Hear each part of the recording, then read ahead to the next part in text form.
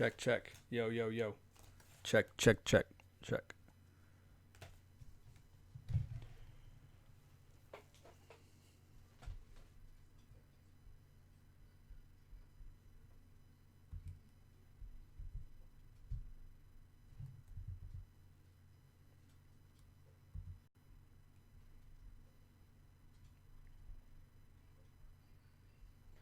All right, cool. Do you guys hear me better this time? Is it skipping again? I mean, is it repeating itself again? If this doesn't work, then I'll try one other way. Sounds good so far. Cool. And do you see TJP in the background? No repeat. Cool. I think I had one of the settings messed up, so I fixed it.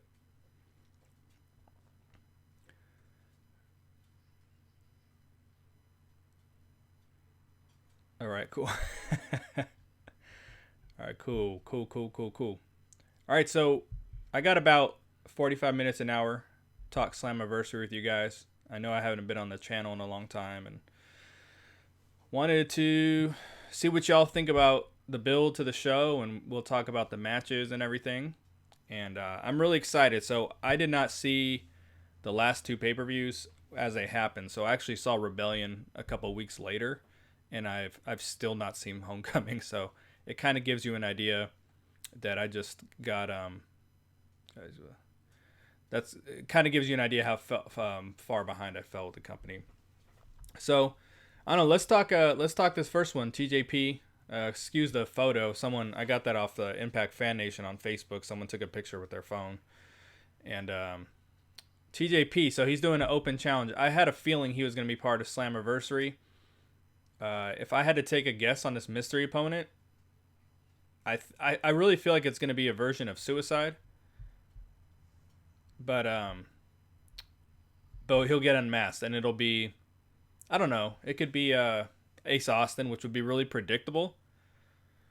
But I do think it's going to be Suicide, and I think it's going to be I don't know. I think Suicide's going to get unmasked. I don't think it's just going to be like Suicide itself, and then he has a match, and then they move on. So, you guys, what do you guys think?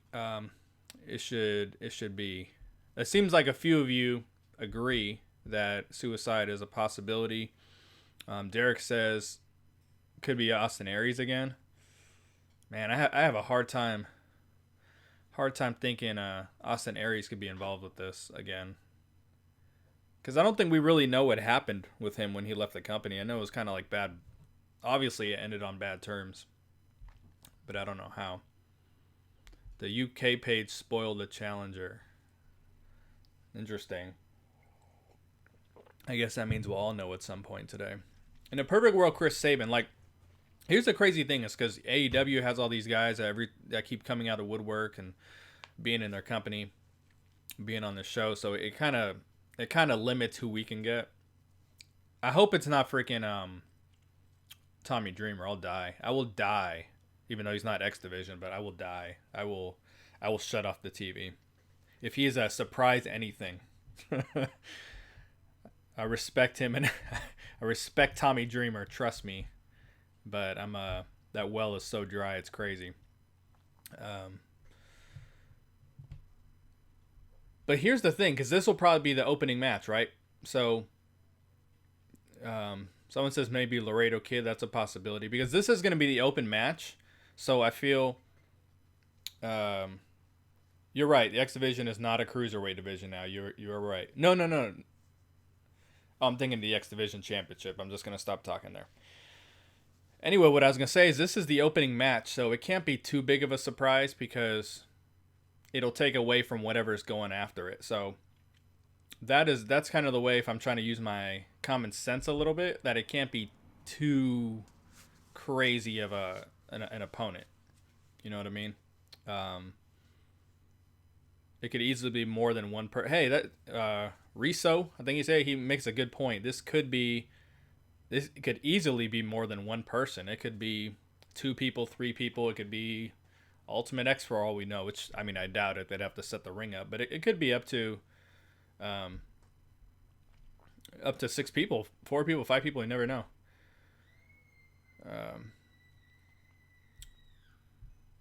I knew TJP was going to be part of the pay-per-view. I mean, he had to be. There was no way he wasn't going to do something. But it's just hard to believe it's not Ace Austin. And as I said, that would be super predictable if that's what happened. Thank you,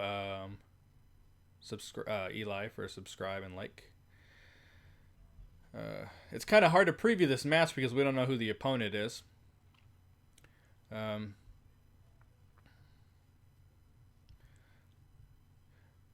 All right, Eli said Shira or Tigre Uno. So Shira is not ready to be involved with the company yet, from what I understand.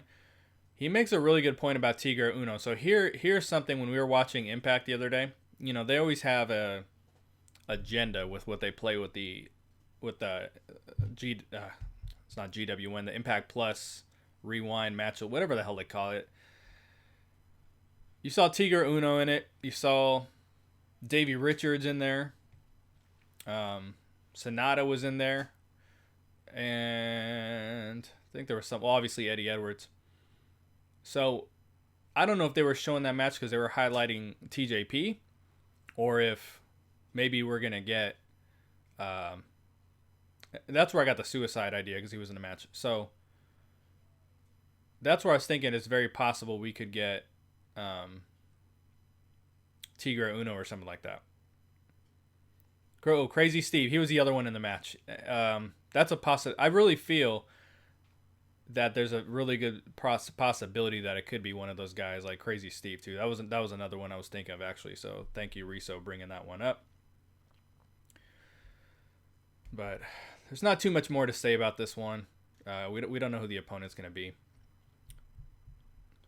So let's move on. I don't think Eli Drake's coming back, but Crazy Steve, that would be cool, I think.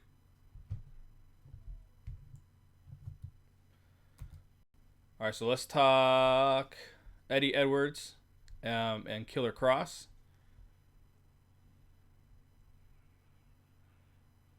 Someone said Jack Swagger. That would be cool. Actually, would love to see him. So I don't know if you guys saw this. This is not some like weird rumor that I heard or anything like that. It actually was published last night on a website that Brian Cage might be out for the pay-per-view. Eli Banzer brought up Jack Swagger. That's the only possible person I could see as a replacement. Otherwise, it would be a huge disappointment. But I think what they put out yesterday was that it was all storyline, and he should definitely still be in the match on the pay-per-view. So it would suck if he wasn't. So, yeah, let's talk Kross Eddie Edwards. What do you guys think of this whole Killer Kross thing? I've got re-sign Kross, give him money, he can be a big star. Star power is something they're lacking. Yes, and Kenny 2.0. I'm sorry, he's involved in the match, I'm sure. I totally agree. You know, one side of me says, you know, the same with Scarlett. Like, you know what you signed, you know what you got into. You know, it's no different than in the NBA or something like that. Like, you honor your contract, and if you feel like you deserve more, then you negotiate more. But you don't usually negotiate in the middle of a contract, you know? So I think Kross knows that. I think he had said something like he knew what he signed up for, you know. Rizzo says any possibility Alicia gets involved, only to see the Scarlett make a run in. I mean, I think Scarlett's done. I think we'll see if Alicia gets involved. I'm a big Alicia fan, man. Huge. I'm getting tired of her just being backstage roles and stuff with Eddie, and then when she wrestles, she loses. Like, I want to see her get in there.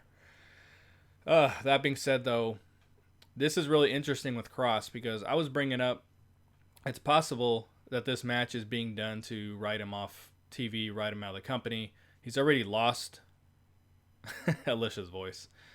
He's already lost twice to Eddie Edwards, so I guess that's the problem I have here. I don't usually like 50-50 booking, but in this sense, I think if you're going to have a first blood match, there should have been a 50-50 match. You know what I mean? I mean, a 50-50 booking on this. Like, it should be 1-1. Like, what are they fighting for? Why is Eddie even taking this match? You know what I mean? So, Yeah, Alicia is going to debut in Women of Wrestling. Women of Wrestling is not good. Like, I mean, I'm going to give it another chance this season, especially because Alicia Diamante and stuff are there. I'm not going to lie, I didn't like it when I watched it, but I'm going to try to keep. It's the commentary really, not really the wrestling. It comes off like a show, TV show about wrestling and not actual wrestling. But we'll get into this. Kross agreed needs the win in this, but I would be looking forward to this a lot more if I knew Kross was staying in the company. You know what I mean? It's almost like, who cares now? So Kross's promos have been really good for this, and I feel bad for Kross because he came in so dominant. You remember he had a match with Falaba, I think it was his first match, and he just like whooped his ass in a minute, and he wasn't even taking like. He was impervious to pain. You know what I mean? Fala was taking shots at him and he wasn't even feeling it. And I thought that was cool. I thought they should have went more where he can take a lot more pain. And now he's kind of, normal wrestler. And that kind of sucks for him. He was in the world title scene too quickly. And it was really, really convoluted because they had Moose and Johnny Impact and Cage all, Yeah, John Crowder here talking about wow, the commentary sounds from the 70s. Yeah, it kills me. The commentary is why I can't watch WoW. I know I'm getting off the subject here. I think Impact moving to Access TV is, if that's what happens, usually these rumors, I mean, it's a pretty specific rumor, so I'm pretty sure it's going to be true. Access TV is a great home because they already have wrestling on there.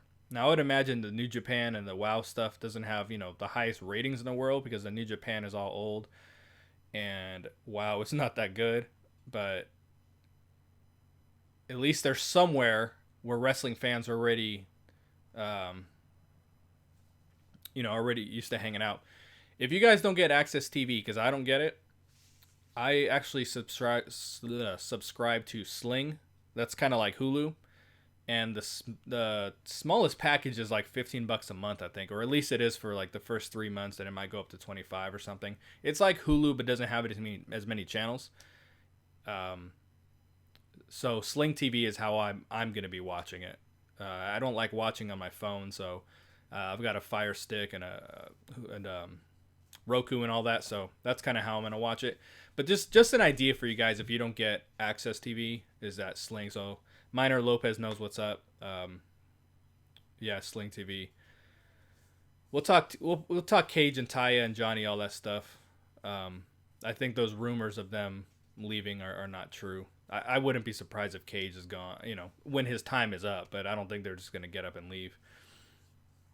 But kind of going back to this match, I hope that it is legitimately kind of a bloody match because Eddie Edwards last year took on Tommy Dreamer, and the blood was Kool-Aid. You know what I mean? And that match was kind of corny, and I didn't really enjoy it. And I feel like Eddie we never get a really good Eddie Edwards match at the pay-per-view. I really liked the Full Metal Mayhem. The Impact theme song, I'm not really familiar with. I haven't paid attention. I like the Full Metal Mayhem he had with Alicia against Davey and Angelina, but ever since then, he got, last year, or Bound for Glory, he had the surprise tag team partner of Tommy Dreamer to take on Kross and Moose, and at the last pay-per-view, he was in that, that opening scramble match, or whatever they wanted to call it. We need a good Eddie match, and that match with Tommy last year was doo-doo, in my opinion, so we need a really, really good one. Chris Steele says he's cheap, so he's going to do free trials. Philo? I'm not familiar with it.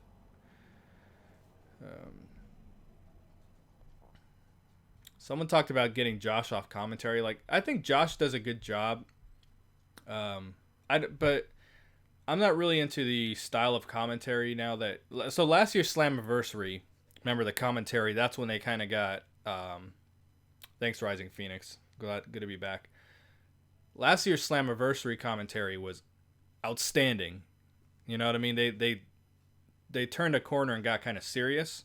and it was really good. But now the style of commentary they do, where Josh is always deferring to Don, like, what do you think about this? And I'm not into that. Like, I wish there was just a little more color, and it actually really makes me miss Pope quite a bit. But that's far from a bad commentary team. I mean, really, for the most part, it's pretty decent. I've always said I'm cool with Josh on play-by-play. I just wish the Twitch shows and the special shows, I wish they would get another voice in there, just to hear something different. You know what I mean? But I'm cool with it. He did the press pass, and he said he'd be fine if he was replaced on commentary, because he does quite a bit backstage. Yeah, Josh his voice does strain quite a bit, but we got to be careful what we wish for, because if they replace him, we might like the person less. You know what I mean? But I dig it. I mean, I dig him. I'm just the commentary still leaves a little bit to be desired for me. I like I like kind of a clear-cut color commentary. It's either going to be a babyface or a heel, and Don goes back and forth. So that's something that's what like probably really bothers me the most about the commentary. But, let's move on. RVD Moose. I'm going to ask you guys this question. When you guys found out that RVD was coming back to the company, were you excited for it? Did you give a shit? Reason I ask that is because I think I've said it every single time I've been on a podcast or whatever since I've come back, that, you know, we remember RVD didn't really try that hard when he first came to Impact. You know what I mean? And I think at the time we brought him, that's when AEW brought like Moxley. It was around that time, and I was just like, fuck, that's who we get, RVD.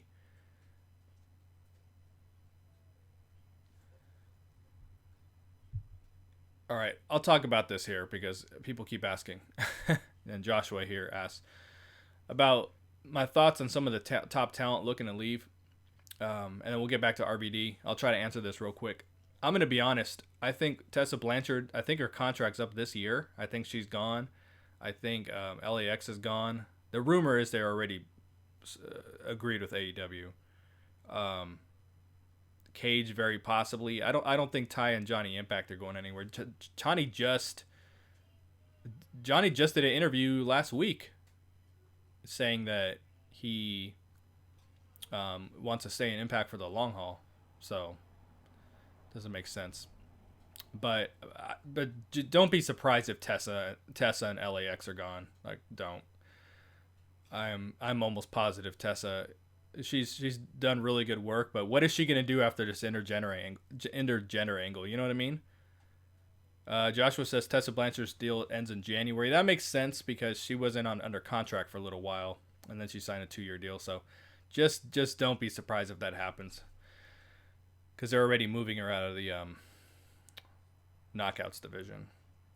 But Risa says he's not a fan of RVD coming back. Moose needs to go over. I really want Moose to go over. I think Moose is my favorite right now in the company. I love his everything he's doing and the evolution of his gimmick.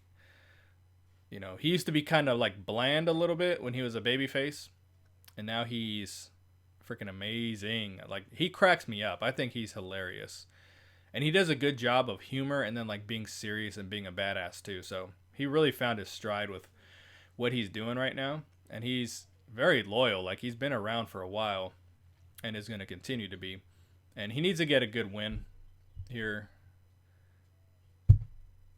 I think there was a lot of promise with him and Killer Kross, and they didn't really know how to deliver that.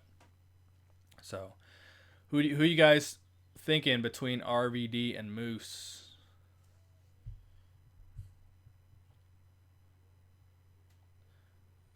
Derek says Moose still talks too slow on the mic. I don't think he can control that. You know, we all have our speeds that we're comfortable of talking at. But here's one thing I want to say about I don't think Moose will go back to being a face. He's too good at what he's doing right now, and he's getting heat too. He's not getting like pops for, you know what I mean? one thing I was talking about on my preview of Slammiversary is that Moose always over delivers at the pay per views. Always, always, always, always. Even that match that he had with America Top Team and all that shit, which was that match was horrible. You know, King Mo and all that shit was in it, but he still over delivered. So yeah, he has to win this. Why doesn't Impact do a show with AEW in Chicago? Trent was saying that he's been trying to get them to do that because a lot of AEW cards have Impact guys, but they've been hesitant to work with Impact because they still tie them to the TNA shit. You know what I mean? Like they're not quite moving on from it. So hopefully that'd be cool. Bound for Glory is rumored to be in Illinois, Chicago area. So I hope so because I can make that one because I live in Illinois. So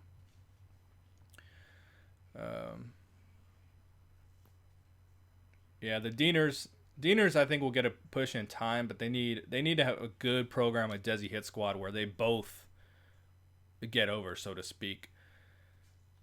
Thoughts on a TV deal? I already said something about it, but if it's Access TV, that's a really good home because they already have wrestling on there.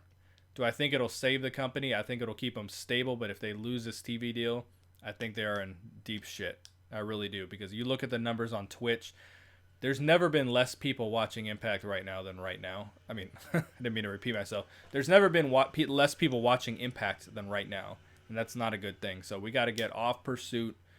And the good thing about Access TV is that they don't report the numbers, so we don't have to worry about the trolls and all that shit.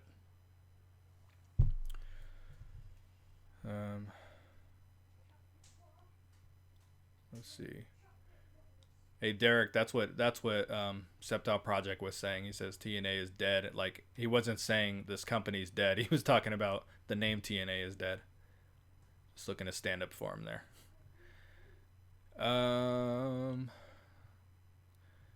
Yeah, do you guys like knowing the numbers? So Septile Project says he misses knowing the numbers. I mean, do you like, looking up every week? Here's my thing, okay? What I'm really enjoying right now is I feel like I get to be more of a fan, and I feel like I get to be more of a fan because when I watch these tapings, I'm not gonna remember in Orlando. We're sitting there and we keep focusing on that damn crowd and what they were doing, not doing. The ones who were just standing there, those people in the front row, trying to, hanging on the rails, not doing anything. You know what I'm saying? Like now I don't feel like we have to focus on that. Like we can just focus on the in-ring action. And same with the viewership numbers. Like every week I'm like, okay, let's Google the viewership numbers, and we're sitting here and we're like so concerned with the viewership, like now I feel like we just really get to enjoy it a little bit more. Just focus on the action and everything, but we just got to get more people to give it a chance because I do like AEW. If you haven't subscribed to my channel yet, it's called Club Dynamite, and I'm going to be covering AEW a little bit, but not to the extent of Impact, but maybe just reviewing the shows and then maybe a little news here and there. But it's not going to be, too crazy. But I do like AEW. I liked Double or Nothing a lot. But Redemption was better than Double or Nothing. It was. Redemption didn't have a bad match on it. Double or Nothing did. Or they had some matches that put people to sleep. Maybe they weren't bad. So it's like people have been wanting this alternative, and it's like right here in front of them, because a lot of the things people complain WWE does and doesn't do, Impact has fixed those things, like the long-term booking and the characters and the titles meaning something, and we don't see throwaway matches on the card anymore. On the when we watch Impact, we don't get like 2-3 minute matches. Like they do everything right, and there's a lot that they do better than AEW. I think the reason a couple of you saying you can't get into AEW, I'll make it clear. I don't like almost anybody on that roster. I only like Ali, Jericho, Moxley, and Spears. So the 3 WWE guys. Because when I watched WWE, those were 3 of my favorites. To be totally honest with you, those 3 and Jack Swagger. But Spears was my favorite when I was watching NXT when he was Dillinger. But I haven't watched in years. So, but other than that, I only care for Allie, maybe Kylie Ray. You know what I'm saying. So I don't really like the roster, but it's fun to get into a company with that. The crowds are that size and everything, and Allie should have retired her gimmick. Yeah, I think she felt like she had some name recognition with the name Allie and just decided to keep going forward. Oh, Ryan Bowman's in here. Thank you for gracing us with your presence. Awesome, man. Appreciate it. But yeah, Allie probably could have.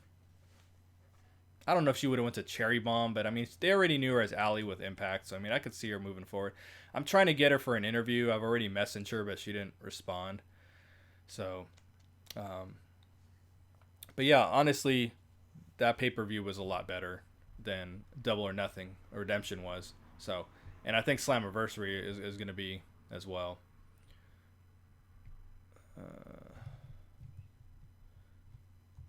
All right, so here's a good one to talk about. Sami Callihan, Tessa Blanchard. What do you guys think of? Ryan says Cherry Bomb is a god-awful name. I think it's a great name for the indies, but probably not so much for the mainstream. So, she's Allie, but she's the only person for the most part that I really care about. It's nice to see an alternative that has like the money and is willing to pay the money. You know what I mean? That's why I get into it. No, I don't believe Global Force is still around. Okay, so Joshua makes a point here.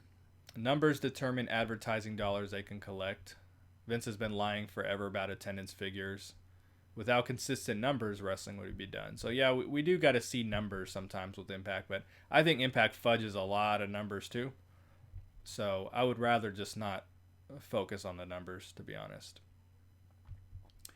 But yeah, Chris Steele says Sami better win. So at every intergender match that Impact has had so far, the chick has won. And like Scarlett Bordeaux really had no business beating like Rohi Raju. She had no business beating Glenn Gilbernetti. I'm sorry, that's what Glenn Gilberti, freaking Russo calls him, Gilbernetti. Yeah, Sami has to win this match. So this is I've been saying OVE is like the Wyatt family of Impact. That they don't beat anybody. Like, they don't win any feuds. They have, it's damn near 4-on-1 every time they have a match. Or it's 2-on-1 or whatever. And OVE never wins. Like, we get them cutting promos every episode. And they're talking about what they're going to do and this. And then when it's time to deliver, they don't win, So this match actually has the most potential to be match of the night because they have the biggest reason to go balls to the wall than everybody, like, because there's a lot of people that are gonna have their eyes on this match, whether they're hating on it, whether they're excited about it. So I think this is gonna be the one. My thoughts on intergender wrestling. I mean, I'm not like a huge fan of it, but I don't care at the same time. I know some people really take it serious, but I don't take wrestling that seriously. And if the performers are cool with wrestling intergender, like, why do we care so much as fans? You know what I mean? So, D&T Electric says this sends a wrong message. Men shouldn't be physical with women. Like, I get it, but if we're watching wrestling like we're watching a TV show or watching a movie, that stuff happens, and it's one of the reasons we get so involved and so I can't think of the word, invested into it and everything. So I did an interview with Rohit on the channel. I wish more of you guys would check it out, but he said if it's done right, why not? If he's not punching her in the face, closed fist, you know what I mean? It's different. Like, if you're body slamming a girl, whipping them to the turnbuckles, like, it's wrestling moves. But if you're like kicking him in the face, you're, punching him in the face, I kind of get that. Sami they did the angle where Sami hit her in the stomach with the bat. Like, that was That was quite a bit. That got a lot of haters. um, but Sami needs to win this. I mean, deliver, like put on a match with the knife. But Sami needs to win. If he loses to a, as I said, OVE keeps losing. If he loses to a female, like where the hell do you even go with him from there? You know. At first, when they were beefing, I thought it was an excuse to bring in a female into OVE and bring, I think it's J. Chris' wife or something, Nevaeh. Like, I thought it was an excuse to get her in. And maybe it is. Who knows? Cool Man says, intergender wrestling doesn't draw. Look what happened with Lucha Underground. I thought Lucha Underground did a good way. I thought the way they delivered it was actually pretty decent. And I do kind of miss Lucha Underground. I think they're probably done, but I did like watching it. See what else you guys would say.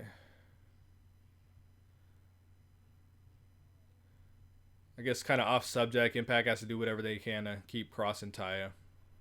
I really don't think, I haven't read any rumors or anything about the whole Taya and Johnny Impact thing, but I really feel like this management wants to, because remember, Impact is a smaller company. They're not going to keep the same people forever. Like, they can't, like WWE can do that because they're up here or whatever.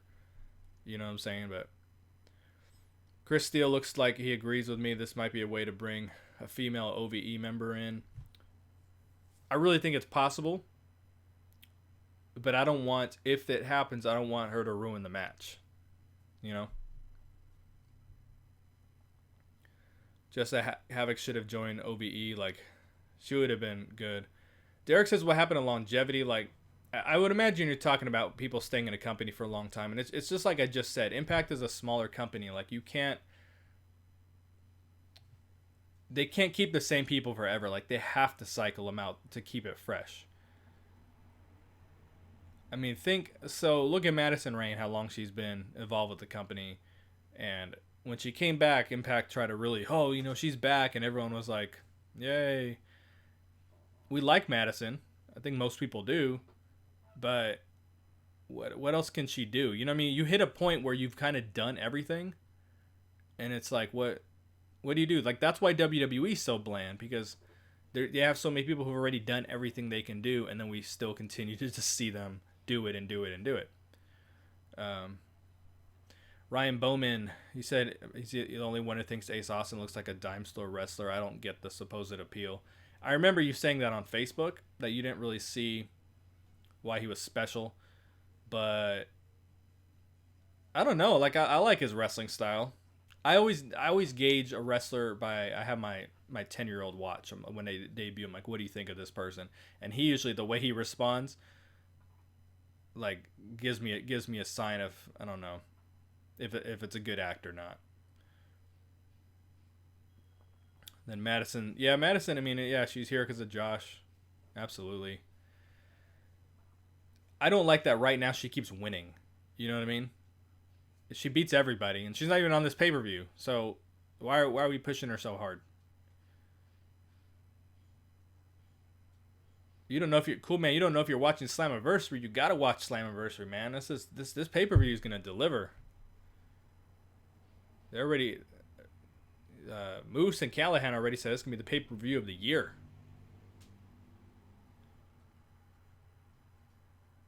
Ace Austin reminds you of a young AJ and Sabin. I don't know, like, I like his wrestling style, honestly. His promo work is bad. That backstage promo they did with him and TJP was so bad. TJP's horrible on the mic. Oh my god, like, it wasn't the mic, but he did the backstage segment with Melissa. Like, oh my god. But he's a badass, though. I like TJP. I'm really happy he came back. I don't know for how long, though. Someone says he thinks they should sign Davey Boy Smith. I believe he's negotiating with AEW right now. That's what I read yesterday.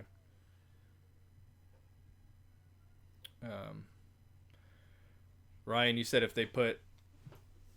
Oh, yeah, I know you don't like Michael Elgin. I don't know who's going to have the title. It's... Hey, Ryan, since you're on here, You got more plugs than I do. Have you heard anything about Cage possibly not wrestling tonight? I'm just seeing conflicting info on that. Why does everyone have to go to AEW? Like, the wrestlers just feel that's an alternative, and I think they understand Ring of Honor and Impact is an alternative too. But AEW is so hot with the fans right now, and when you got 10,000, 12,000 people, like, you dream of competing in front of crowds like that, you know. So I just, you can only sign so many people over there, you know. Bottom line. And these might be two of the people that head there eventually, Callihan and Blanchard. But I'm hoping not. Melissa and Brian Cage getting married Friday, July 12th. Interesting. All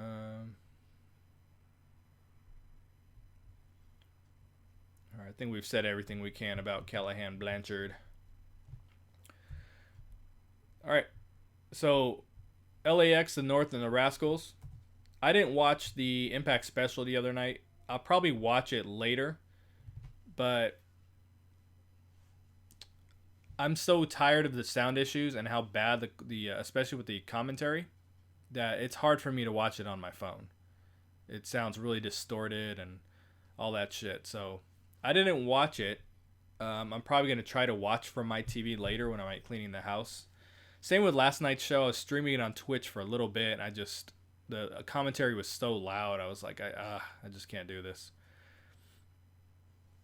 So, all right, Ryan Bowman, you said you talked to Melissa Wednesday. As far as you know, Brian is good to go health-wise. So that's good. That's good.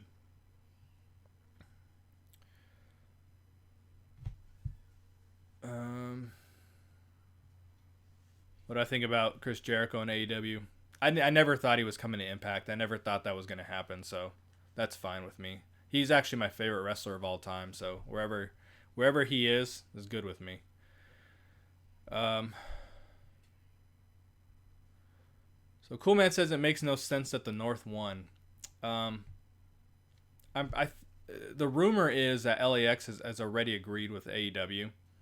I think L.A.X's contracts may be up. I know they're up this summer, but they may already have been up, and they're just wrestling per date at the moment, similar to what Mike Bennett did before he left. So I think they needed the North to win the titles in order to insert them in this match, because they probably initially wanted L.A.X to win this match. I don't think the Rascalz are ready to carry the titles. And I've said this many times, even though I like their talent, I don't like the gimmick.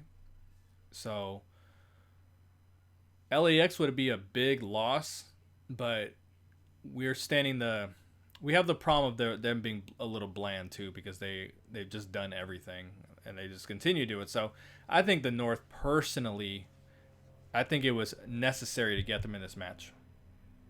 I'm happy they're involved in the match, to be honest. I really like them. I really, really like them. And I think they still win this match because they need to get... I don't know. This might write L.A.X out of the company.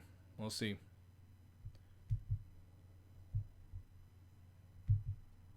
Checking some more comments here.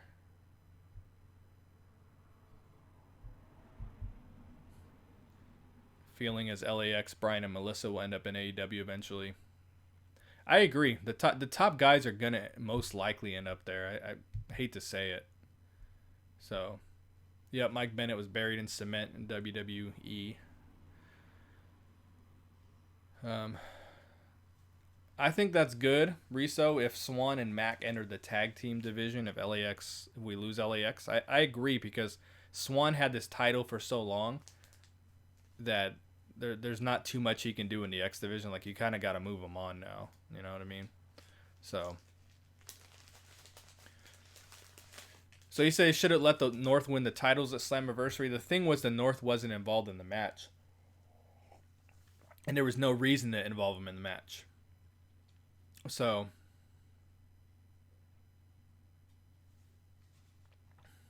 Ryan says, I thought about this yesterday, that Alicia is in AEW. Trey Miguel could possibly be written out of the Rascalz. I haven't seen this last episode of Impact, but I know he lost like the triple threat or whatever they were doing. I was thinking the same thing. I wonder if they go forth with two of them. So that's going to be really interesting to keep an eye on. Any news if the OGs could come back? I don't see that happening. And a couple of you talking about Eli Drake and NWA. I'm cool with that. I'm really impressed with the marketing that Billy Corgan and Dave Lagana have done with NWA and making their talent seem important and the title seem important and everything. So I'm all good with that. Severe lack of loyalty and longevity is annoying. It is. Like, I wish if we got someone we at least knew for 2 years we were going to have them. You know? I'm still mourning the loss of Taryn Terrell. Yeah, Trey doesn't wrestle in most of their 2-on-2 matches. Yeah, he really doesn't. When they were acting like who's going to wrestle in this match, I'm like, oh, obviously it's not going to be him. No, Conan has a backstage producer role, so I don't think he would go anywhere. He's part of the creative team or whatever. So I don't think if L.A.X is gone that he would go anywhere.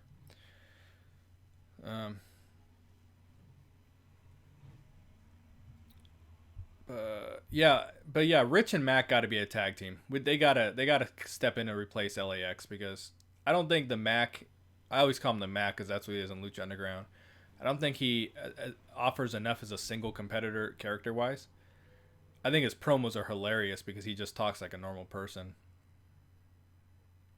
No, I don't think they should do a new LAX.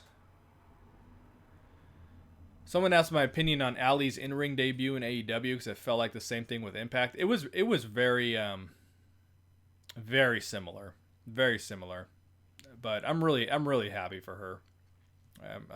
She's a good person, you know. Like I've talked to her many times. She is a really good person. I'm really hoping it opens a door for her husband to at least do some per date work over there. Do I watch MLW? No, I watched one episode, and much like Women Are Wrestling, the commentary turned me off. So I will give them a chance again eventually, but right now I am not watching them. Someone says they have their first pay-per-view coming up, so I'll tell you what, I will keep an eye on when that happens, and I will watch that. I want to see Impact and AEW work together along with New Japan. So, yeah, Ryan, Allie's a stellar human being, absolutely, and that's why she's going to succeed. AEW's not going to work with Impact because they don't gain anything from it. That's the thing. We want to see it happen because it would be huge for Impact. Huge, but AEW doesn't really get they don't get anything out of working with smaller companies. You know, they won't even work with ROH, I'd imagine, you know. So, Access TV, I know some of you guys are coming in a little late here. I think it's a great home for them. They already have wrestling on there. And for the most part, people have that channel. For the most part, like I said, if you don't, I subscribe to Sling TV, and I'm able to watch it that way. MLW's pay-per-views in September. Okay, cool. I heard Ali wants Demon Bunny in AEW. Rosemary is not going to go anywhere until we absolutely can't do anything more with her. I say we, but the company, Impact. She just did a... I actually did an upload with her on the channel talking about how loyal she wants to be to Impact. And Ryan Bowman just said it here. She has no intentions of leaving. She likes the creative freedom over the money. So I don't think she's going anywhere. As I said, if it gets down to the point where it's like we don't know what else to do with you, Rosemary, like I could see her trying to move on a little bit, but Impact is perfect for her. So it's good conversation. Even though we're talking about Slammiversary, it always branches off into other things, so that's all good. Do you guys think... I'm going to ask this company because... I'm going to ask this question. Some of you guys, I'm reading the comments talking about partnerships and everything. Do you feel like these partnerships with especially Ryan. I want your opinion on this. Do you feel like these partnerships are working, or are? And I'm not saying I agree or disagree in it, but what do you guys think of all these partnerships with the independent companies? I haven't seen Viceland what they're doing with wrestling. I have Viceland on Sling TV, and I was gonna give it a shot, but no, I don't think Andrew Everett will answer TJP.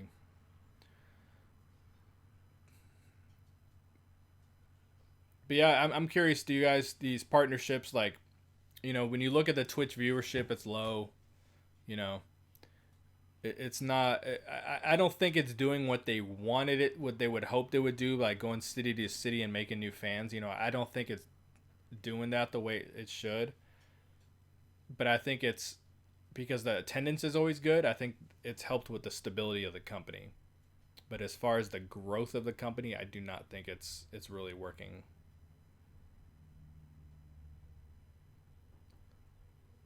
But I wish more people were streaming on Twitch and all that.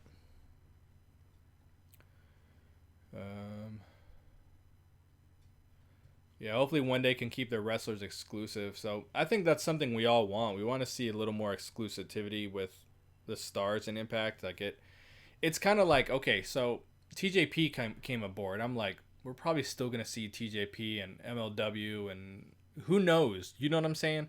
Like it's hard to get excited over the signings when they're just not exclusive. Let's see. Yeah, 50-50 with the partnerships because you don't see them making much money. I mean, they're making more money. Impact is making more money because they're on the road twice a month. You know what I mean? And this month, Slammiversary, they're on the road 3 times. So, I mean, money's coming in. It's just I don't think it's increasing the fanship like we had hoped it would. I think it was a great idea to do that. I had actually been saying that before they even did it. So, wouldn't be surprised if they got that idea from me. All right, let's talk about another match here, and I'm sure it'll branch off into something else. Whoops. So let's talk knockouts. Havok, Taya, Rosemary, Su Yung. I think it's pretty clear Taya is going to win this match. I would have said Su Yung would have won. I wanted Su Yung to have a longer title reign than she did.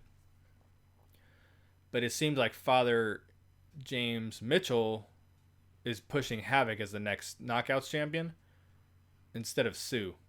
You know what I mean? So I'm reading all Ryan Bowman's comments here because he's very connected. Every taping is a paid show. These small companies pay them a ton of money to come in and bring talent in for their taping. So,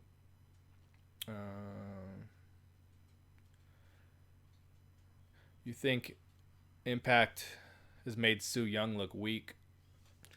I don't think she's looked weak, but there was a couple instances where it was her and the Undead Bride against Allie and Rosemary one time, and Sue got pinned in the match. I'm like, why the hell did you not pin the Undead Bride?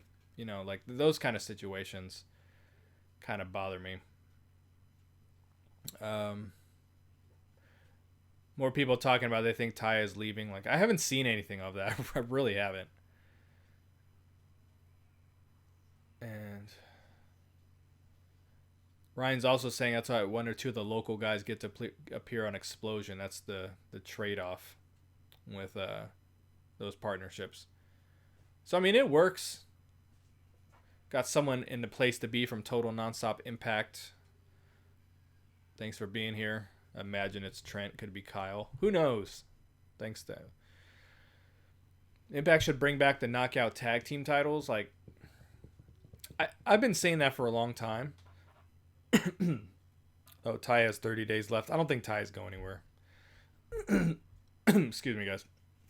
I would like to see the knockout tag team titles back. They're probably not going to be a big part of the show, but with all these partnerships they do, they can defend the titles on the Twitch shows. You know what I mean? Like, I always said the knockouts tag team titles, it could be much like the NWA Championship, where it's a traveling title, and you go to these different companies.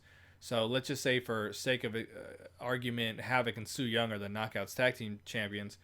They can go to, okay, they partner with Big Time Wrestling. Like they can defend the titles on the shows against their local competitors. You know what I mean? So it might not be like a huge part of Impact, but you know.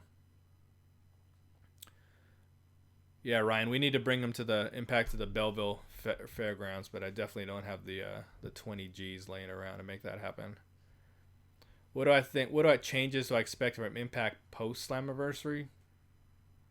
I don't know. I don't know if there'd be changes. I don't know. I think, well, I really think, with the exception of RED and Moose, and there's one other match I can't think of, Eddie and Kross, like, I think all these matches, we're just going to continue to see them on Impact for the next 2 months. You know what I mean? The same feuds, like Havok, Taya, and Rosemary and Su Yung, they're just going to continue to feud. Trent, J-Bone, and Kyle will be live on the Impact Lounge right after the show. All right, cool. You guys, Kyle, you guys are doing a live stream on here? So keep an eye out for that after the show.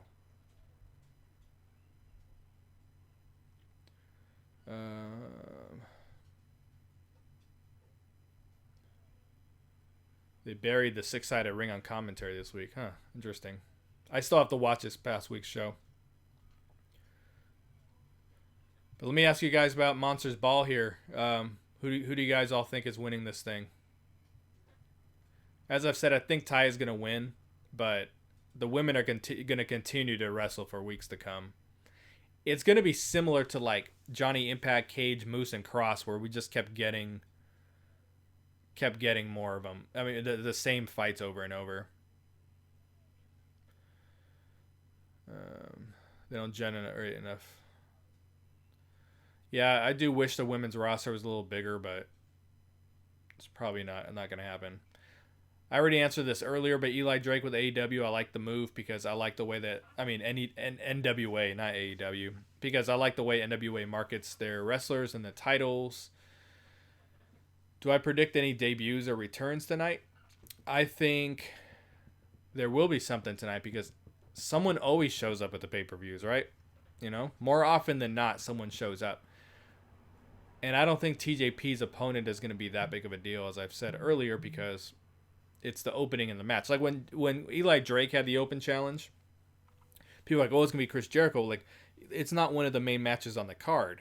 You know what I'm saying? So it can't be that big of a surprise. So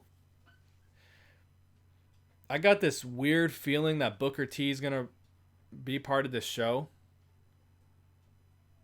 It's got a weird feeling about it.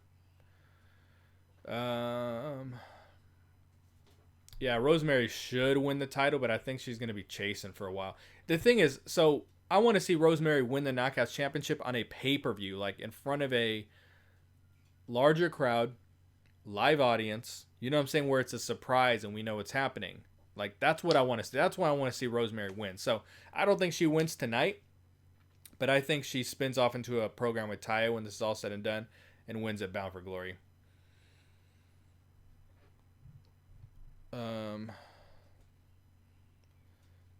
Kyle from Total Nonstop Impact says Aries coming back when they move to Access, and your theory is that he agreed to leave when they moved to Pursuit. I don't know. We'll talk about that.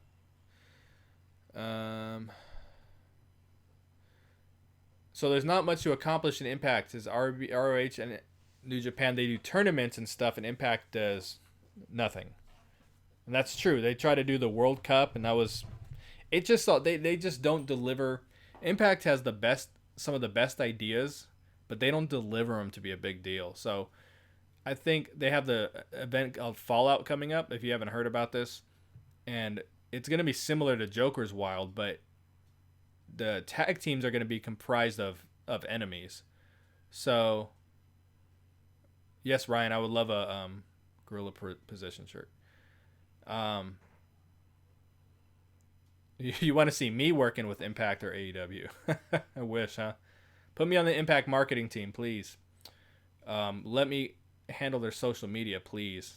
I beg of you. I forgot what the hell was I saying.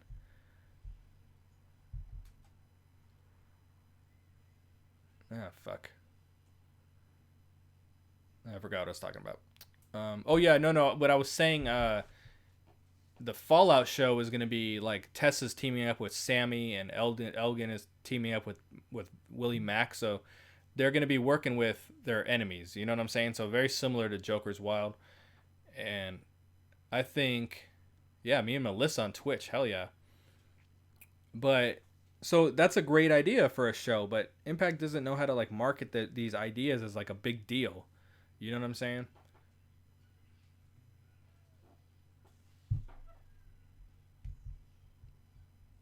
Yeah, no. Let's see. I liked Joker's Wild too. I think it was one of their best concepts, and it's just that they just don't, as I said, they just don't know how to make him a big deal. No championship tonight. No, I believe Brian Cage is wrestling.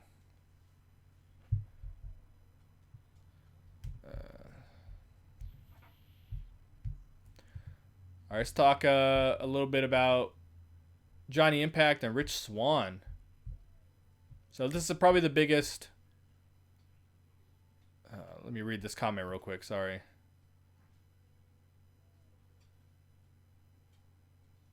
Yeah, Ryan, we should talk about this offline, man. The social media shit with them. It's so fucking bad.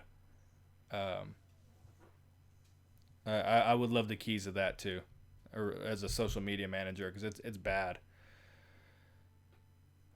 Chris was asking what's Joker's Wild. That was a one night only, where they randomly chose their tag team partner, or it was random, but it was so fucking stupid. Like the Wolves, I think teamed up 3 years in a row or something. It's supposed to be random, but like they would kind of like the Royal Rumble, you know, you pick your number, but Jeremy Borash would pick the tag teams, and it was always the matches they always sucked, and then whoever won would be in a battle royal at the end of the night for like $100,000 cash was the winner or some shit like that. But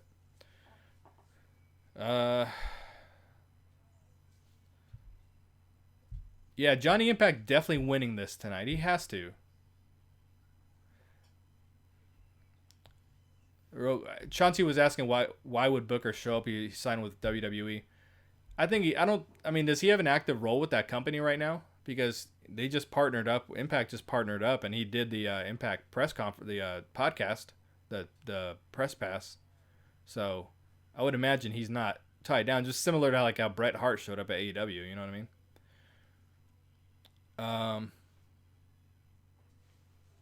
I don't think Mackenzie's a better interviewer than Melissa. I think Melissa's perfection at what she does. I just wish she was the ring announcer, because Impact has horrible ring announcers. But yeah, Johnny has to win this match. This is the biggest X Division match we've had in a long time, and I think it'll branch off Swann into doing some tag team work, like we talked about the Mac, and Johnny Impact can make this, you know, title really special, and then it goes back to him and Taya both having titles again. So I cannot see Johnny Impact not winning. I thought Callihan should have won it. Would I like Andre Corbeil on your main channel? Well, he does his channel and everything. We talked about it years ago, trying to do something together. It never materialized.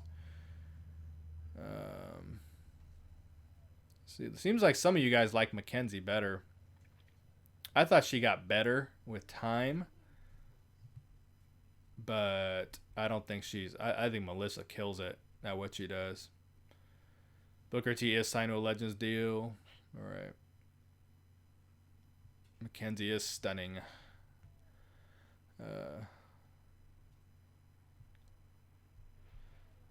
Just checking out some of your comments here. Do I think Impact will still simulcast on Twitch once they're on their new channel? No, I don't. The difference was that they own what the hell is the company that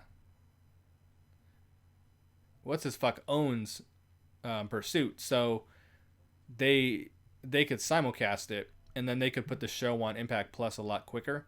But once they're on Access TV, I don't see a simulcast, and then I think we're gonna go back to like 10 days later getting it on Impact Plus. So that's why, looking at something like Sling TV or something, so that you can watch Impact if you don't have access. And Melissa has the most genuine reactions during interviews. Yeah, I thought Mackenzie's reactions were always pretty robotic. She got a lot better at the end, but if you go back to like Mackenzie's earlier work, she was struggling, but she improved so much, so much. It'd be nice to see her back with the company in one way, shape, or form, but I think she's kind of done with wrestling and just doing other stuff. How does Impact Developmental work with the OVW? Seems pointless if they're not going to use it. I don't really know how it works. Spectrum and Dish have Access TV on a higher tier. Yeah, I have Spectrum. I actually don't have cable at all, but I'm going to get Spectrum. I had DirecTV, and I remember Access was on the normal package there. So, I think Impact is not signed with Access because of the Twitch viewership problems.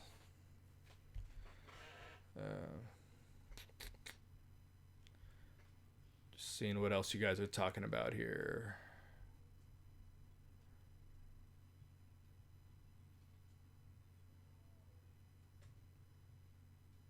Yeah, Melissa and Brian, they should play up their relationship more on TV. I agree. Like, Cage is really a guy that's not a dude you want to lose, because you can't replace Cage. I don't think you could replace Eli Drake or Kross or any of these guys that people are saying are replaceable.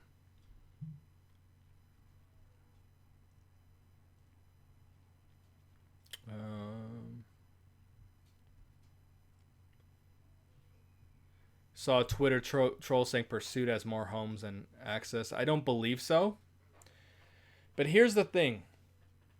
You have to have your wrestling program on a channel where people hang out. You know what I mean? I can't promote the Impact Lounge. I can take the Impact Lounge and put it. So I have a buddy.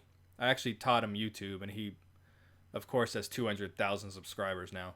So he does a channel on drug rehab. And Fallout's a Twitch show or an Impact show. North Kindness.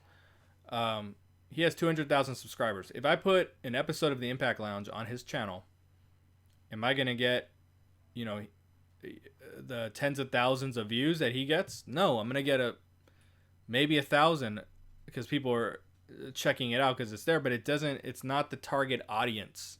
So with Pursuit, with Pop TV, like Raphael here saying Pop has more homes than Access. Yes, but Pop TV is a lot of, look at the content on the channel. It's a lot of reruns. It's 80s sitcoms, 90s sitcoms, 90s movies, stuff like that. Like, someone who watches pro wrestling does not watch Pop TV. You know what I'm saying? So Access TV, the people who tune into Access TV, there's people who already like sports. They already like wrestling. It matters. It really truly does. Yeah, not being live does hurt them. At least what's her fuck Dixie Carter we used to get the live show every like 3 or 4 months. You know what I mean? So I kind of wish they would do that. I mean, they have more money to do it now. I see Shira joining Desi Hit Squad or going singles. I think he'll be a singles competitor. I think they're going to recruit him, and I think he's going to feud with them. Yeah, going live costs money, so that's why they don't do it. But to do it 2 or 3 times a year with a company that has more money, the spoilers do hurt the product. But the spoilers, in my opinion, don't. I don't see the spoilers like I used to. Like when they're in the Impact Zone in Florida, they couldn't do anything that wasn't spoiled. I don't really see that right now. It's very rare that I see a spoiler.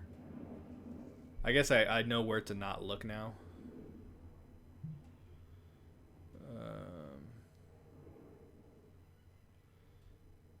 What are the chances of Mark Cuban showing up tonight since the pay-per-view's in Dallas? That's actually kind of interesting. I think it's not very likely, but it makes sense. Access TV, Dallas. Guess it could happen, huh? Why are people saying Cage will not be part of the show tonight? There was a rumor that came out yesterday where they were saying it was possible he wasn't gonna. He was hurt, and then they did the angle where he got hurt on Twitch, but from all signs point to him wrestling now. So I think there's maybe a game of telephone going on, and a rumor came up that probably wasn't true.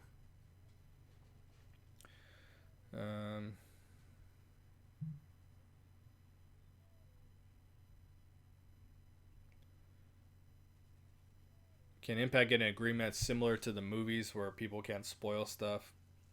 I don't really know how that works, but I don't understand spoilers. I've never hid the fact that I'm my guilty pleasure is watching The Bachelorette and The Bachelor on Mondays, and someone spoiled the winner for that for me and my girlfriend. We were on social media, and this person wins. Like, I don't understand why people do that. Ryan's checking in on the Brian Cage situation right now, so thank you with that. Because the rumor was he wasn't going to wrestle and there was going to be a surprise opponent.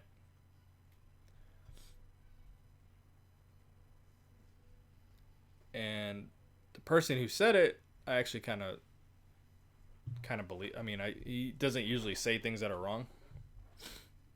So, what else? All right, we'll move on to the main event here, and then we'll talk about whatever. Whoops.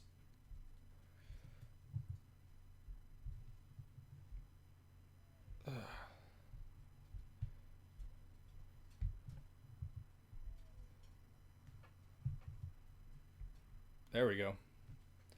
So Cage and Elgin, main event. Don't know what to expect. If this happens, I don't have a clue what to expect from it.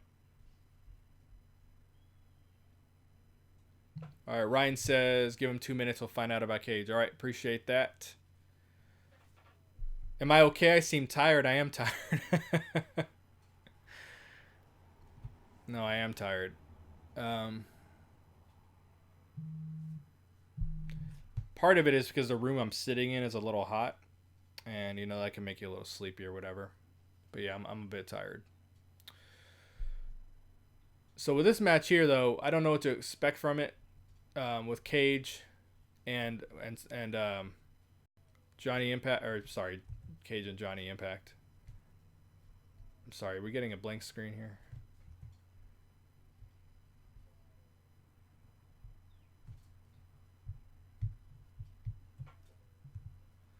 Sorry, I'm trying to fix my slideshow.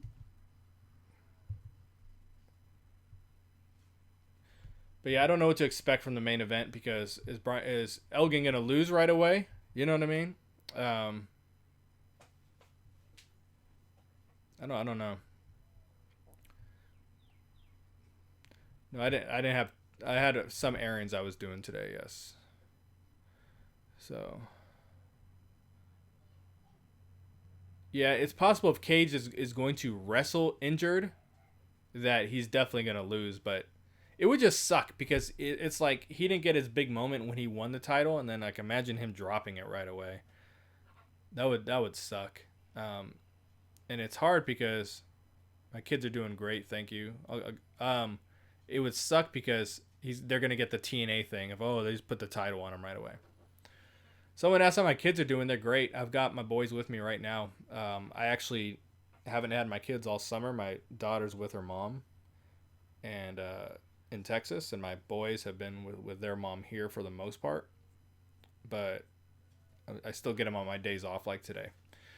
But it's been nice. It's been not so stressful of a summer for me because I don't have to worry about the kids so much. Trying to fix my damn slideshow. I don't think it's gonna pop up. All right, so Ryan Bowman says the response he got was Brian Cage will definitely appear on tonight's pay-per-view. All right, sounds good. Sounds good. It would suck if he didn't wrestle. because it's the main freaking event.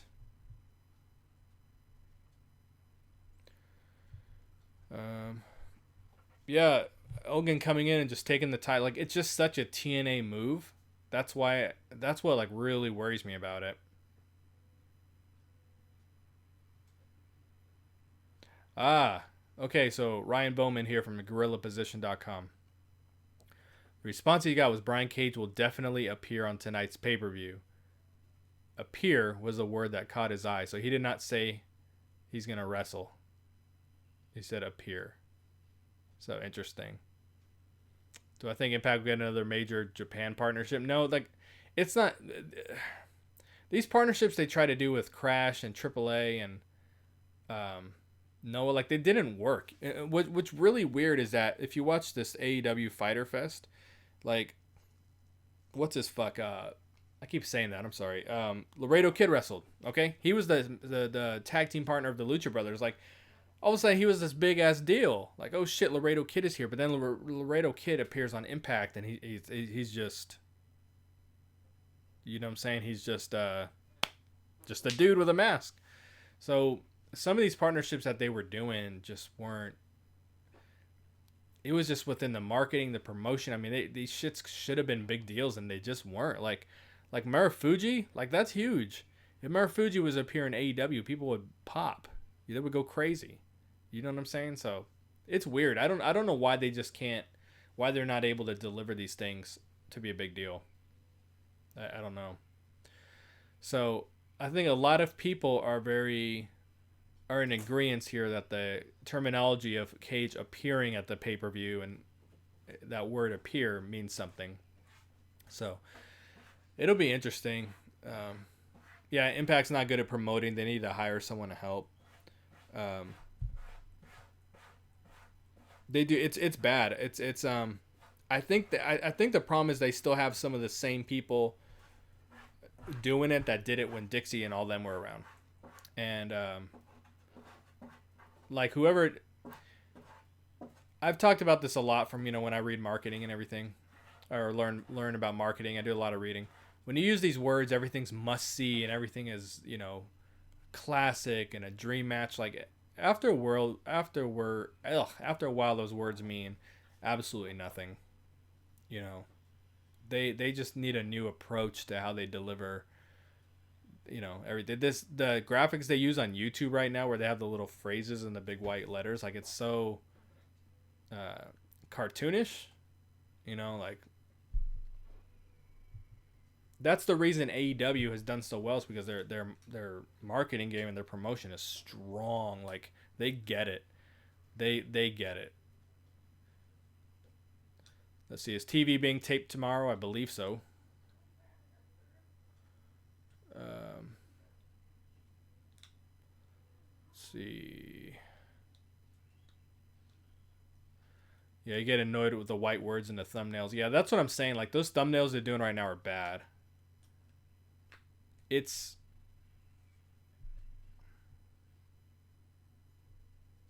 Yeah, I think Josh Matthews handles a lot of this, the social media stuff, because his terminology when he speaks is really similar to the tweets and the Facebook posts and everything. Facebook needs to clean up the trolls.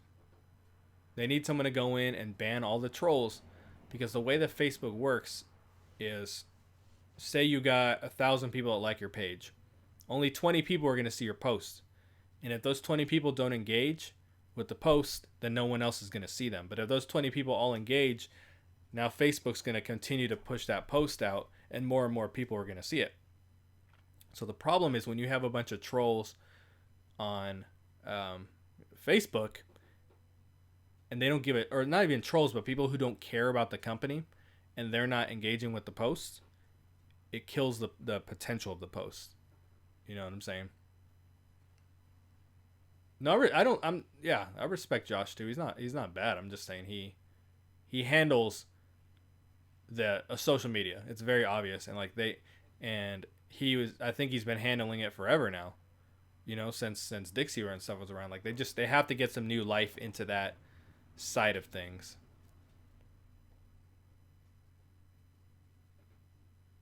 You think Brian Cage will be the next Jeff Hardy wrestling injured? I don't know.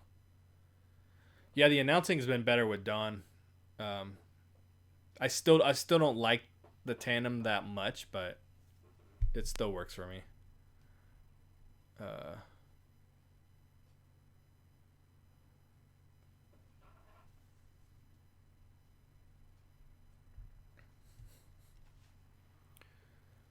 let's see. Just seeing what else you guys are talking about here.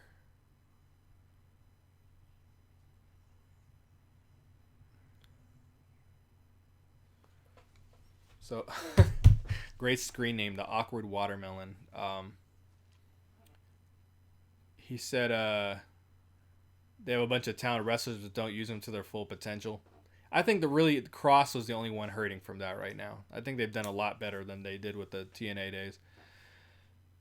Derek said, loved it when he shoved Josh out of the way for Scarlett. Like that's the Dawn I like that heel Dawn. You know what I'm saying? Like the other day, Kiera Hogan came and sat in the booth, and he went back to the heel thing, but it's like he flip flops so much. How do you book Fallah Bahh going forward? They've done a good job with his booking considering his character. Like they've got a lot of longevity out of him, but now they won't have Scarlett. They don't got KM around, so. But Fallah, he's lost a lot of weight. He's looking great. Um,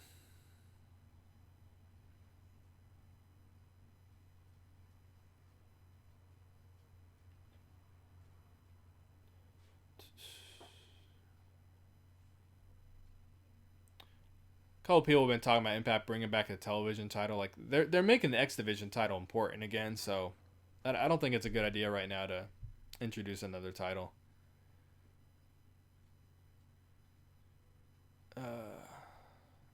I'm stoked they used Barry Scott again for the voiceover. Yeah, he kills it.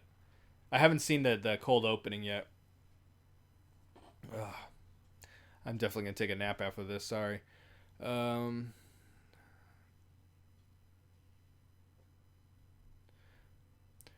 yeah.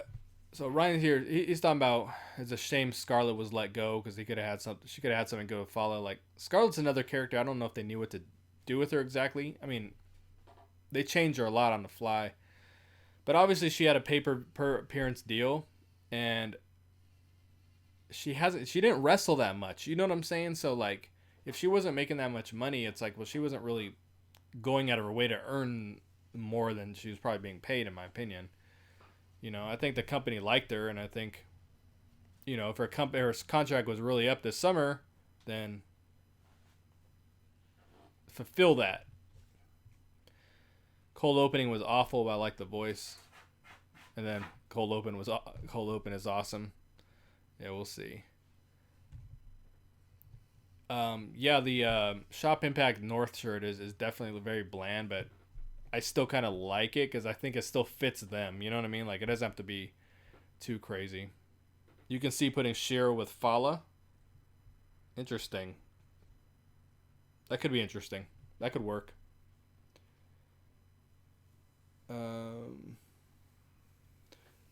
Their merch right now is not on fire. I think they had a little period of time there where it was really good, and right now it's not that good.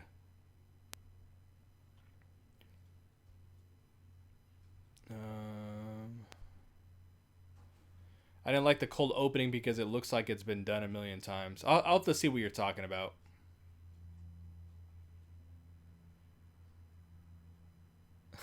Awkward Watermelon says Impact just started live streaming on Instagram. I'm gonna stay watching this though. I appreciate it. There, I would like. Oh man, it's hard when they do those streams because people just aren't watching them.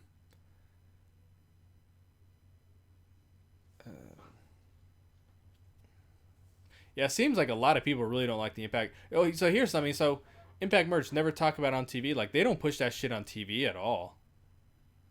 That's crazy. Can you watch it now and do a reaction? I'm not sure what you're talking about.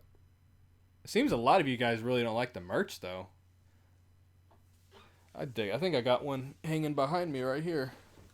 Well, I got this Killer Kross shirt on. And I got this Homecoming shirt. So I remember EC3 had this 1% shirt or something that was like the font was really big, and I felt really weird wearing it in public. So people were like, "There's 100% chance I'll 1% you." Like, what the hell is that? Yeah, they used to send people to Shop Zone when Don West was on it. Yeah, like Don West was selling shit.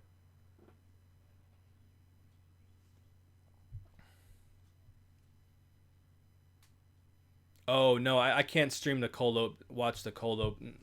No, I don't know if I want to do that to you guys. I'll have to respond on Twitter or something like that. Who's my favorite wrestler at Impact at the moment? Kross was for a while, but I would say Moose is my favorite right now, and Eddie Edwards. But I'd probably say Moose. Moose right now is my favorite. I like Rohit a lot, and Alicia's my favorite knockout.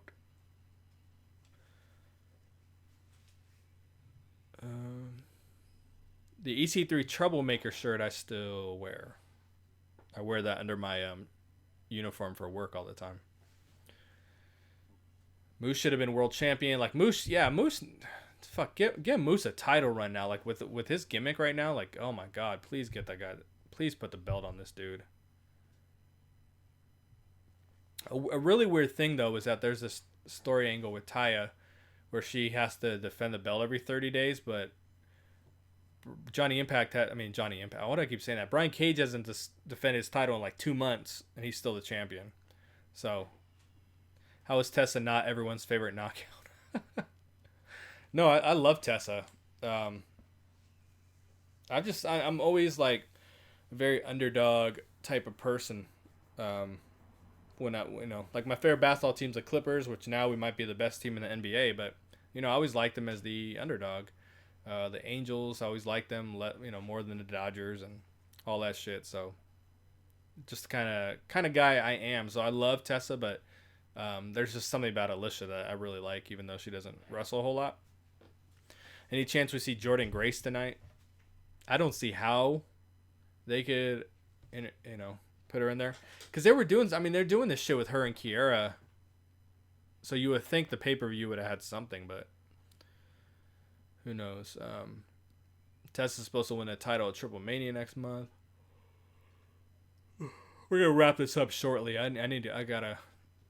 gotta close my eyes for a bit. My favorite knockout's Tessa's mom. She's super hot. I think I'm gonna have to look that up. I hate Kiera so much. I enjoy her quite a bit. As a heel, but I didn't like her as a babyface. Minor Lopez says TJP versus Trey versus Mac versus one of the Chris brothers is the opening match tonight.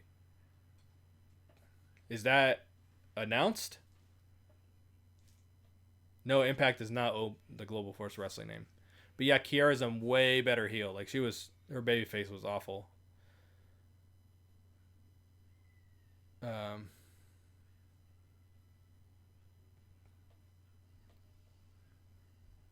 I'm waiting here. Is that the official word for the opening match? I'm sure it's Jake Chris. Like he's yeah. It's okay on Instagram Live. That's what they said. It'll be TJP versus Trey versus the Mac. Which Chris brother is it? I'm sure it's Jake Chris, but I wish they would give Dave Chris the shot to shine a little bit more than they do. Because even when he was trying to compete for Ultimate X, he had a short match. Like, for some reason, they don't want to give him the same time that they give Jake.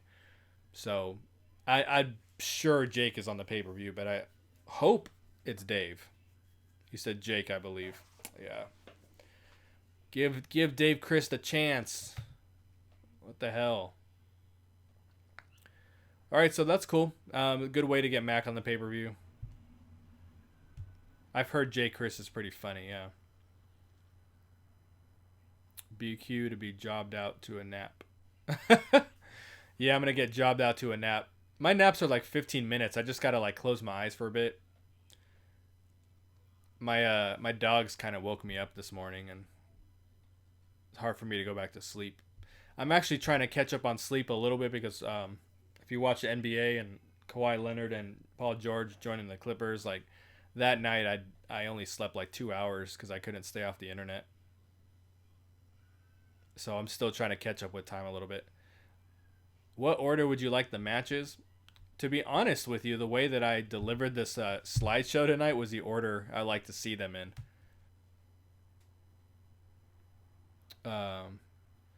Yeah, Ryan, you can post a show on the site, but I don't know how much people are going to watch these live streams because I'm not necessarily, because I'm just conversing and there's a lot of silence.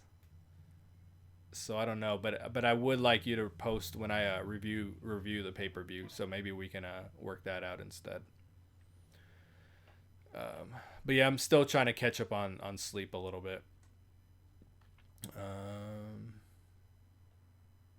Yeah, the Stanley Cup final. Yeah, out here was actually absolutely crazy because we live right next to St. Louis when they won the finals. A lot of people stayed up. I do on my days off from work. I do Uber and Lyft, and I was taking a lot of people who were late to work because they just stayed up to watch the Stanley Cup finals. No, I didn't watch G1. I'm not really interested in New Japan. You bet this live stream has more views than the Twitch thing. Yeah, we'll see. Yeah, Gloria.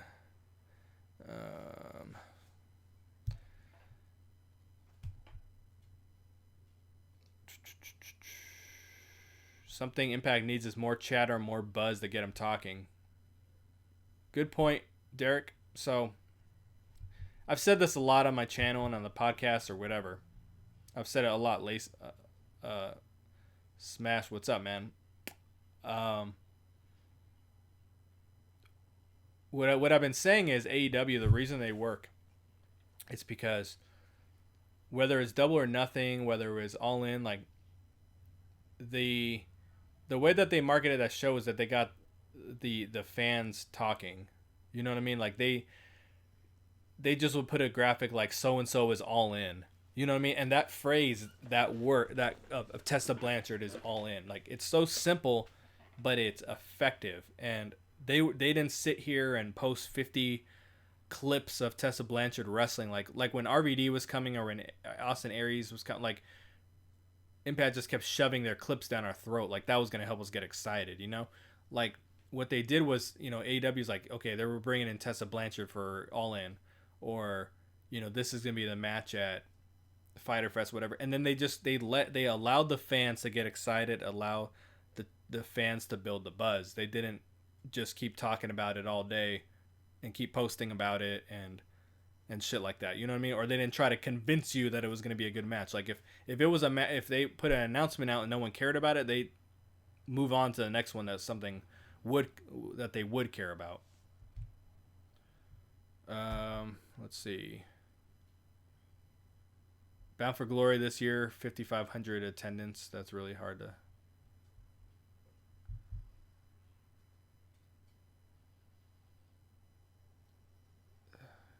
If Tessa would win the world title, it would become the first woman who's champion of a major company. It would make Impact talk in the mainstream world.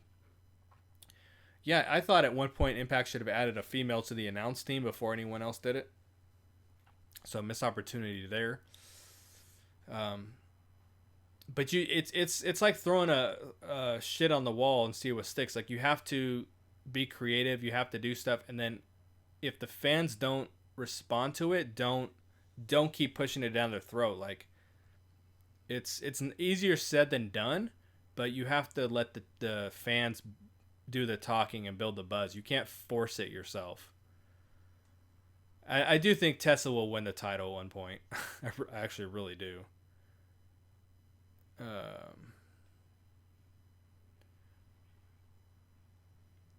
Yeah, Bound for Glory has been so half-assed the last few years. They've not done a good job of making that a big deal. Oh yeah, Madison Rayne was on commentary, but she just did the knockouts and she wasn't good.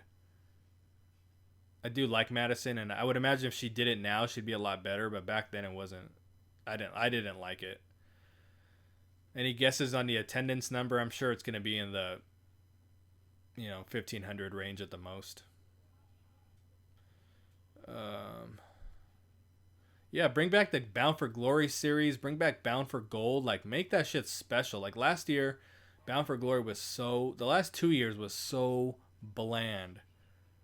They didn't do anything to make that show special. The Dark War still going on. I like all the Dark War shit and all that. I actually really do. Madison has a natural voice for commentary. I agree, but she just when she did it before, it was not good. But if she was only doing one match a show. Like if you were to put it in there for like the whole show or something like that, then maybe it'd be a lot better. Yeah, Impact, it would be great for them to make a video game, but I just don't really see it happening because the roster is not exclusive enough. So I always said if they would have done it a couple years ago when they were partnered with Noah and all this shit and AAA, like you could have actually had multiple wrestling companies on it, you know? Could have got away with it.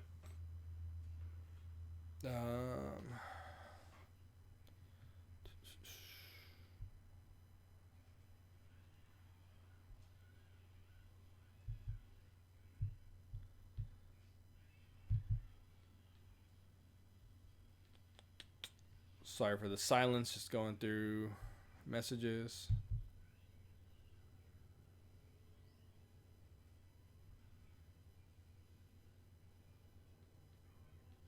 Bound for Glory's been awful for a long time. I don't totally agree. I think the last two were not good. I think the last one was okay. The one before it, where Alberto ruined the main event, like was awful. That was Bound for Glory was not good that year. The year before, where Cody came, I was there for that one. I thought it was a really good pay per view, and that was the one that had the the whatever deletion whatever match with Decay, and which was crazy in person to be a part of. But I thought that Bound for Glory was really good. That was the one where EC3 lost to Lashley in the main event. I thought the Bound for Glory the year before, where Hardy won from Galloway and EC3 in a triple threat, was good. That was the last time they were on the road for a long time. And I thought that was a good pay-per-view. But last year's was just decent, and then the one before that was just awful. If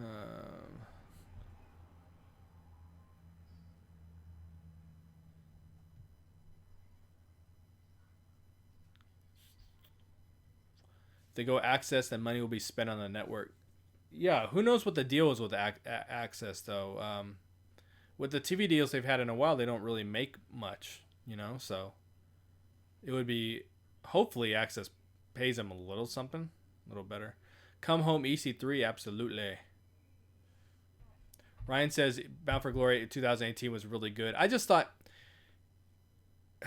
it was good, but for me, what killed it was Tommy Dreamer being the guest tag team partner for Eddie, where I thought they had a missed opportunity to use Davey because said he was coming back to wrestling.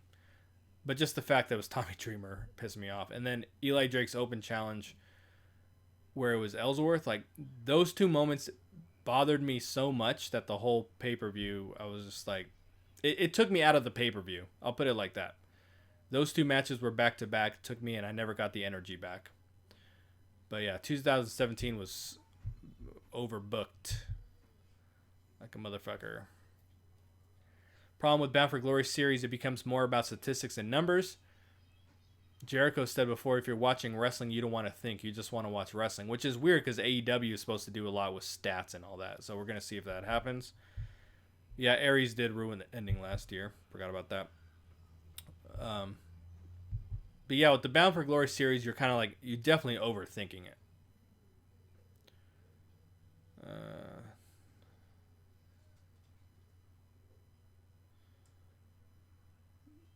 My favorite Slammiversary moment. Wasn't Taryn and Gail Slammiversary? I could be wrong. Davey Richards is unreliable. You can't book him. By the way, he lives pretty close to me. I figured he did. I would love to meet him. Shit. I saw Okay, yeah. So yeah, that's by far my favorite Slammiversary. Just the match itself. You know what I mean? That's that's Slammiversary to me. That match. But yeah, Davey Richards. So it was about 5 or 6 months ago. I said it on Twitter. I was at the Social Security office and Angelina Love was there. She was changing her name. So I was there in a work capacity, so I didn't want to go talk to her because the office was pretty packed.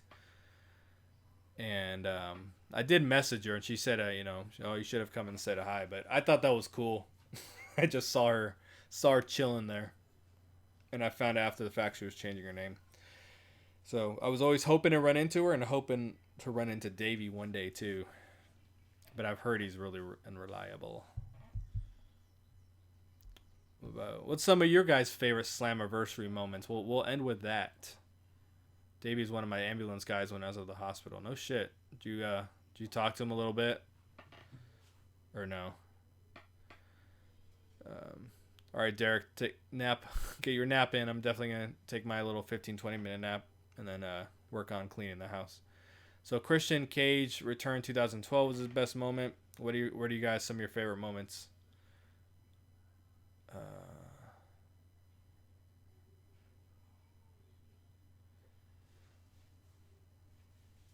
I'm trying to think some other ones. I really liked the Slammiversary that it was the one where like Jarrett won the King of the Mountain title in the main event. I like that Slammiversary a lot. Do you think TJP Mac match should have been replaced by Deaners and Desi Hit Squad? Yes and no. I wish they were on the card, but you got to get TJ Mac on TJ Mac. I was thinking of TJ Maxx, the store. You got to get TJP on the card. If you got him in the company, he's got to be on the card. So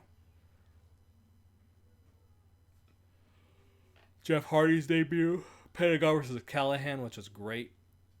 Hell yeah, that was awesome. Christian Cage return.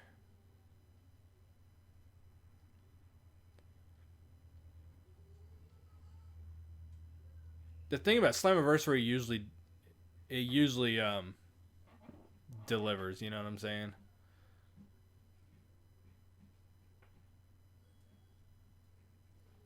Yeah, Jeff Jarrett and Slammiversary 17 was a big part. It came out, you know, was supposed to help revitalize the company, and then just totally bottomed out. Yeah, the GFW, the whole GFW angle when it became GFW and all that was so bad for the company. That was a really bad look. Do I think Christian Cage will be Impact Hall of Fame? Usually usually Slammiversary is supposed to be when they announce it, huh? I don't know. I would say yes, you know what I mean? But I don't even think Impact should have a Hall of Fame. I wish that they got rid of it, to be totally honest. Because so many wrestlers move on to like WWE that you can't even... You mean like you can get away with James Storm for the next one because he's not signed anywhere, but you can't put AJ Styles in there, and you can't put Samoa Joe in there, and you know, yeah, I think they do the Hall of Fame at Bound for Glory. I mean, I thought they around this time with Slammiversary, not at the pay-per-view itself, but around this time is when I thought when they announced it. I guess I could be wrong. Petey Williams could be Hall of Fame. Oh gosh. Cool, man. You still don't know if you're watching Slammiversary. Gots to, man. Jeff Hardy Swanton Bomb in 2005 on stage through the table. AJ after retires will be Impact Hall of Fame. I don't think so, man. AJ still doesn't talk good about the company, and it's been so fucking long. It's so far removed from TNA and Dixie Carter and all that shit. You know what I mean? So, I don't know. Raven, yeah. I thought the beautiful people should have gone in, but now they can't.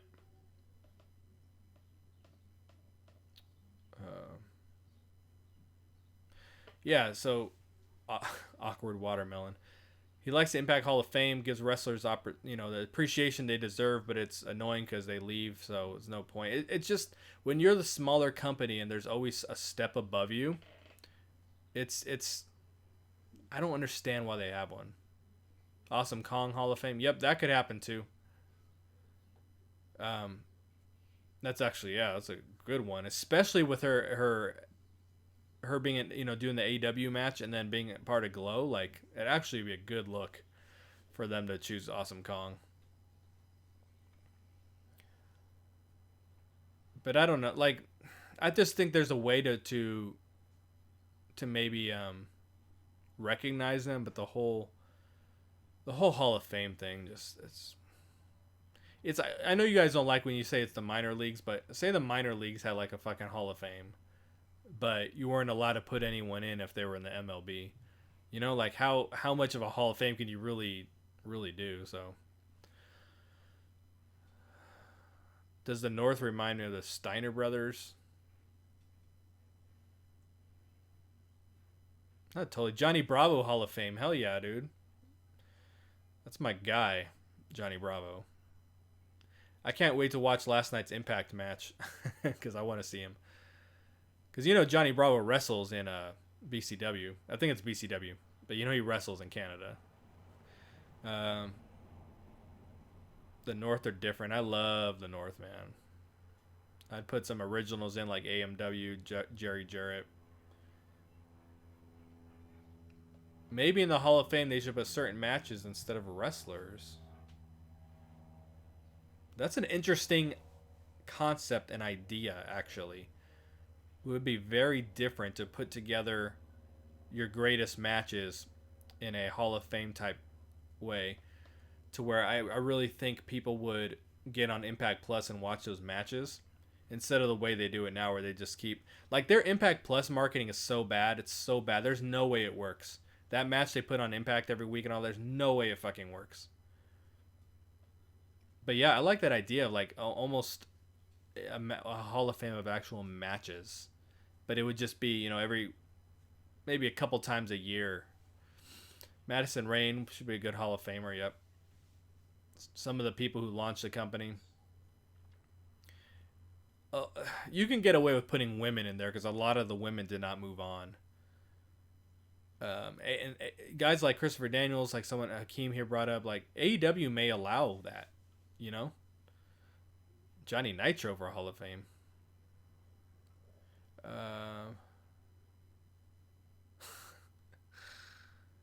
The first X Division title match is a classic. Yeah, like I just think there's a way, like come up with a new creative way. Dude, I really like that idea. A creative way of highlighting matches to where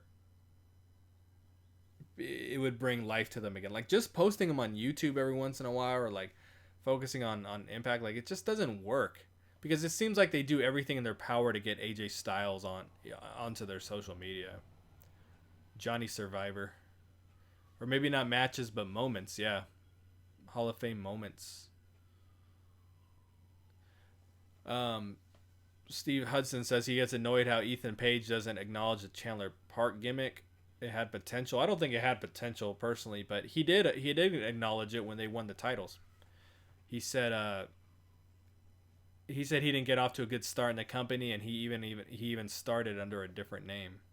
So he did acknowledge it.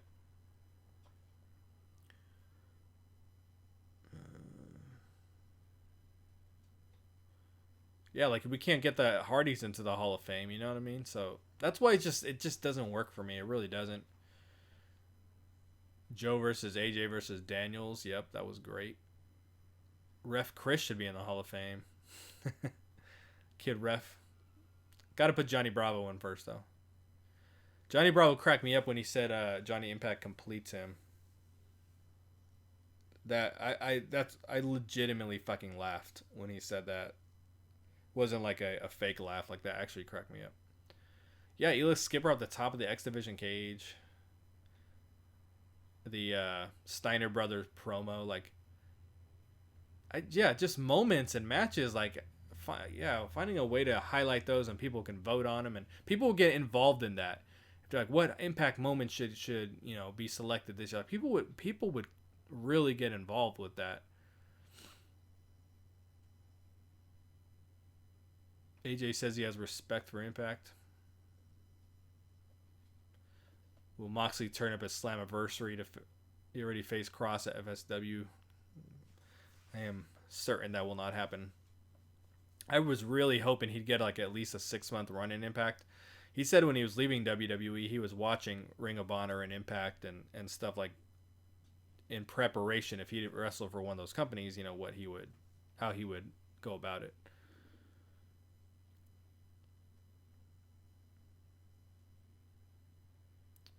Yeah.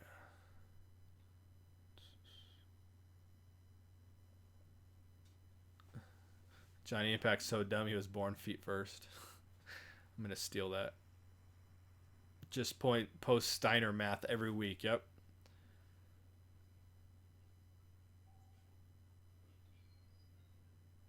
I think everyone can agree we really want to see Lockdown come back. Six Sides of Steel A&W versus L.A.X favorite match in the history of the company. I'm trying to think. I think they had that as a Impact Plus back when it was like Global Wrestling Network throwback or whatever. BQ, why don't I talk about WWE on my channel? Because I don't watch WWE. I have not watched it. The last time I watched WWE was when they knocked off the final deletion when they did the New Day versus the Wyatt family, which I actually thought the match was cool. But there's Andre Corbell. Hey, what's up? Yep. We need Lockdown again. But yeah, I just don't watch WWE. I have tried, but a couple times to get back into it, but I will just always see something where I'm like, I cannot do it. But yeah, that was the last time I watched is when they knocked off the final deletion, and then the last time I watched NXT was the pay-per-view where Sami Zayn lost to Nakamura. Is that his name? Yeah, Shinsuke Nakamura. So that's the last time I watched NXT. And then after that, because I kind of liked when it was like a more of a developmental product, and then I stopped enjoying it when it became like a third brand. Do I think Impact will ever have another 5-star match? Yeah, I think so. Because now they're focusing on the in-ring, because for a while they weren't. So every time that these guys Meltzer and these motherfuckers would do these vote on the match of the year, Impact it would be the only company without a match on there. Now you can do that. Yeah, Havok is Callihan's girlfriend in real life. Isn't she a lot bigger than him? I don't know. You have to see him next to each other. I've been next to Sami Callihan, and I think he's like an inch smaller than I am. I'm 5'9", so I think he's like 5'8" or something. But yeah, I didn't know that. I think I heard that yesterday. And it was weird because L.A.X. didn't they use Sami Callihan's girlfriend, that terminology, in one of the angles one time? Yeah, fuck Meltzer. But I haven't seen him like stirring up too much shit with Impact. Like he's been giving it some props. Havok's 6 foot. I don't think she's 6 foot tall, is she?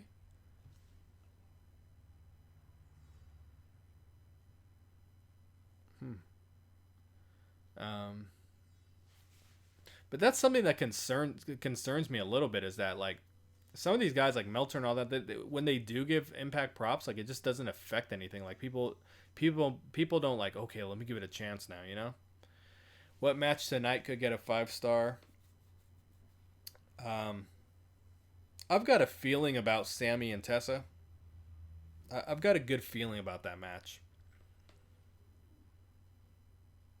Havok's probably about 5'10", is your guess. Okay.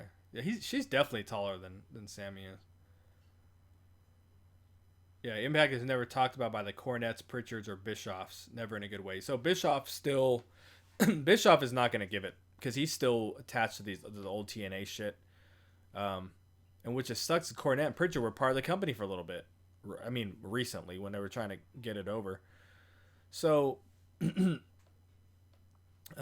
that does hurt it. Like the main podcasters don't give it they do hurt it quite a bit. these podcasters that have thousands and thousands of listeners. You know what I mean? They don't put it over enough. Because that's what it comes down to. We got to get the wrestling fans to give the company a chance again. That's all what it really boils down to. Is too many people won't. And if you like AEW, you would like Impact. That's the crazy thing. If Impact would embrace the media that actually supports them, they would have a lot higher profile. I agree with that. They give me no love. I know that much. Andre Corbell doesn't find Bruce Pritchard too harsh on Impact. Yeah, I haven't heard him say anything bad ever. Having a height 6 foot, just looked it up.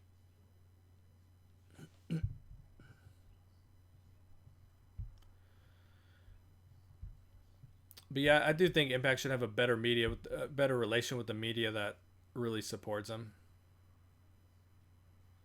I mean, I've really busted my ass with the Impact Lounge for them, you know, and the times I've been around them, they don't give a fuck who I am,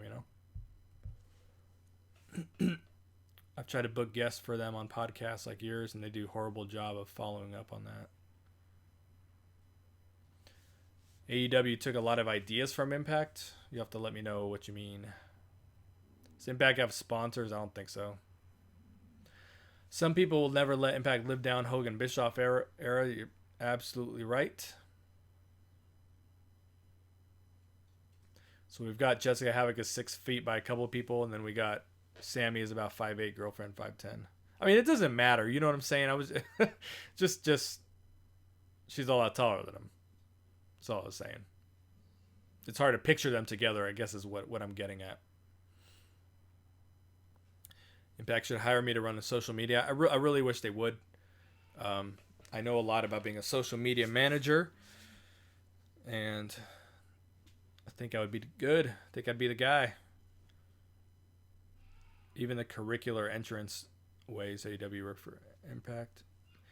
Last year's Slammiversary did get a buzz. Yes, that was a pay-per-view that I do know people who don't watch Impact that ended up watching it.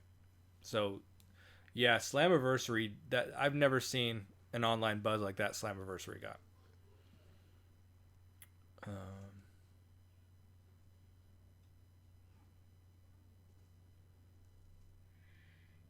Where would Bound for Glory be held this year? So there's a rumor that it's in Illinois.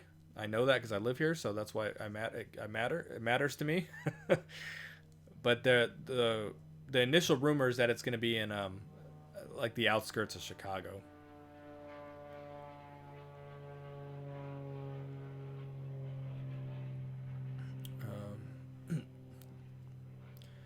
Imagine Havok and OVE. Yeah, it would work. Especially with her and Fulton like next to each other. The OVE should be way more dominant than they are. As I said, they're like the Wyatt family, like they just lose. Yeah, I think it's telling. Andre Corbill, thank you for being here again, man. I haven't talked to you in so long. I think it's telling that AEW sells out their venues in minutes, and there's still tickets available for Slammiversary. Like that's very telling and it's embarrassing a little bit, you know? Like, actually, when All In sold out in like 15 minutes, Impact had the nerve to post when Bound for Glory sold out, and it was like a month or 2 months after. You know what I'm saying? Like, it made them look. It was embarrassing. They're like, whoa, you sold out your 1,000-person venue in a couple months. Like, they shouldn't have said anything, honestly. Yeah, if Bound for Glory's in Chicago, Ryan, yeah, you'll pay the expenses. We're definitely going up there. Do I live near an airfield? Oh, yeah, there's planes keep going overhead. I do live near one, yes. It's a small airfield. Yeah, they're still not establishing a lot of their own talent.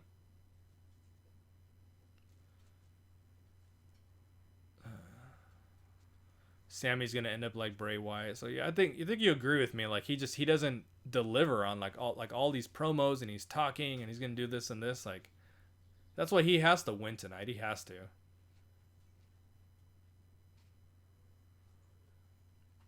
Yeah, Chicago's a good city for it. The I don't remember what the rumored venue was, but it was it was supposed to be a good venue. Yeah, I need to get down that way for another Stride show for sure. I just haven't seen when Strides had their shows. Should use Ace Austin more.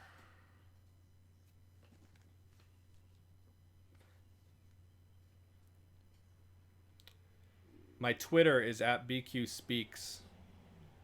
BQ, just the word speaks. So that is my Instagram also, and it's my Facebook. But my Facebook fan page has nothing to do with Impact. Yes, I am going to go to sleep in a second. I'm going to take a quick nap so that I can get up and clean the house. But my Facebook fan page is I do photo editing and stuff like crying Jordans and shit. But yeah, BQ Speaks is my everything on Instagram on social media.